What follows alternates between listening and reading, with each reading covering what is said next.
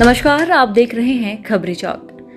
विश्व पुरस्कार क्यों दिए पड़ी है 10 साल से? मैं बताया ना, उस के ऊपर बहुत ज्यादा फोकस किया गया था। कलेक्टर रितु सेन थी, उन्होंने व्यक्तिगत प्रयास किए थे। मैं भी उस समय नगर पंचायत अध्यक्ष था। हम लोगों के ऊपर भी स्वच्छता का बहुत प्रेशर रितु सेन, उस वजह से यहाँ पुरस्कार मिला। सेकेंड फेज में तो इनकी सरकार थी और वर्तमान यहाँ के जो विधायक थे उस समय के, आप उसमें दूर जाने की जरूरत नहीं। 5 साल का रिकॉर्ड मंगा लीजिए, कितना बजट आया उससे पता चल जाएगा। उतना बजट साल में आया, उससे ज्यादा इसी से पता चल जाएगा। टीएस बाबा का सपना कब पूरा होगा, क्या लगता है?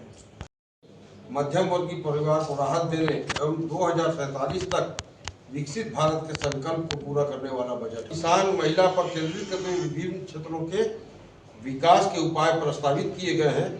देश को आर्थिक तरक्की के पटरी पर दौड़ाने का बजट है। भारतवासी के जीवन में बदलाव लाने वाला बजट है। यह बजट भारतवासियों के सपनों को पूरा, आपने पेपरों में भी देखा होगा, 12 लाख रुपए तक इनकम टैक्स ड्रीम प्रोजेक्ट था। इसी कारणवश छत्तीसगढ़ में बजट की प्रावधान किया गया है। आने वाले समय में उसका निश्चित रूप से छत्तीसगढ़ के जनता को सेंटर स्थापित करने की सुविधा प्रदान होगी। इस वर्ष 10,000 मेडिकल की अतिरिक्त सीटों से जब डॉक्टरों की संख्या बढ़ेगी तो मेडिकल फैसिलिटी बढ़ेगी, तो इलाज भी। क्या बजट है और किस बजट को किस। देखिए, मैं एक चीज बता दूं कि मोदी जी के आने से पहले जब बजट प्रस्तुत होता था तो 1 महीना पहले से ही स्टॉक करना लोग शुरू कर देते थे। एक अलग टाइप का बजट आता था। मोदी जी जब से आए हैं, विकास के हिसाब से बजट आता है।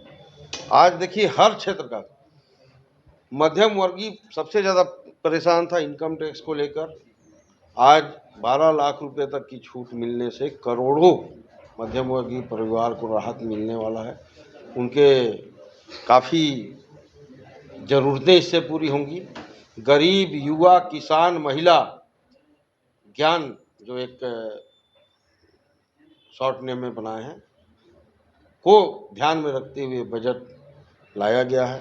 और निश्चित रूप से 2047 तक जो हमारे प्रधानमंत्री मोदी जी को विकसित भारत का जो सपना देखे, उसके संकल्प को पूरा करने वाला बजट है।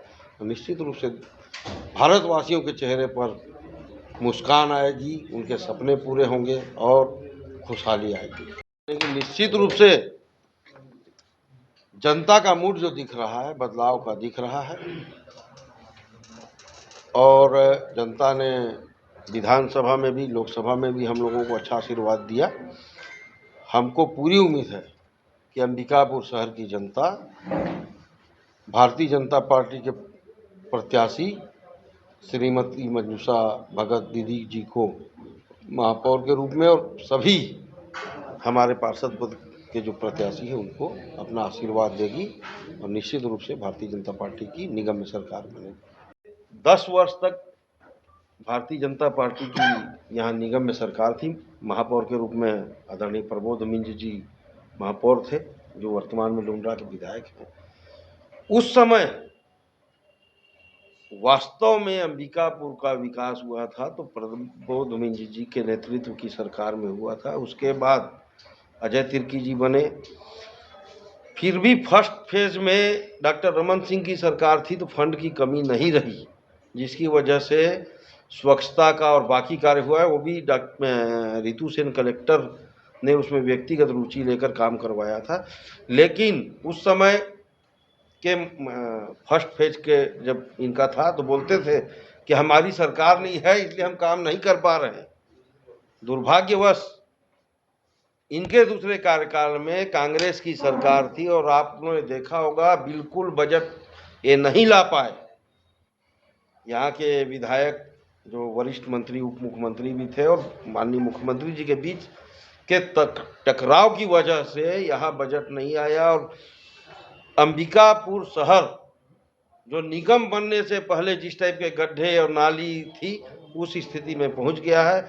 और अभी जब माननीय विष्णुदेव साय जी की भारतीय जनता पार्टी की सरकार बनी और हम लोग जब प्रयास किए तो अभी 4 महीने के अंदर अंदर 14 करोड़ रुपए के कार्य चालू हो गए हैं और 23 करोड़ 90 लाख रुपए जो अभी माननीय मुख्यमंत्री जी आए थे घोषणा करके गए हैं वो कार्य स्वीकृत हो गए हैं। आचार संहिता के बाद उनका भी टेंडर होगा और आने वाले 6 महीने के अंदर शहर को एकदम चकाचक कर दिया जाएगा। तो उनके पास बताने के लिए कोई उपलब्धि है ही नहीं, एक भी कार्य ऐसा नहीं है कि उनके कार्यकाल में हुआ हो। जो हुए थे उनको भी नीचे कर दिया गया है। इतना पुरस्कार क्यों दिए पड़ी है 10 साल से? मैं बताया ना, उस के ऊपर बहुत ज़्यादा फोकस किया गया था। कलेक्टर रितु सेन थी, उन्होंने व्यक्तिगत प्रयास किए थे।